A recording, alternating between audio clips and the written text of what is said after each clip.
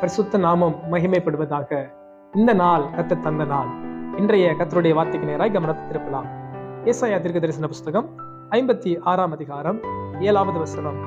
நான் என் பரிசுத்த பர்வதத்துக்கு கொண்டு வந்து என் ஜெப வீட்டிலே அவர்களை மகிழ பண்ணுவேன். அன்பானவர்களே, கர்த்தர் நமது ஆலயத்தினால் நம்மை மகிழ பண்ணுவாராம்.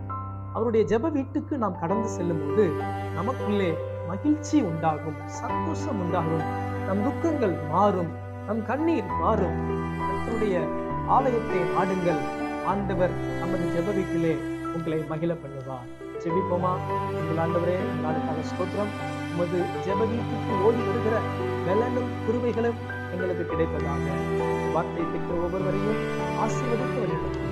இயேசுவின் நாமத்தில் ஜெபிக்கிற நல்ல பிதாவே, ஆமென். God bless you.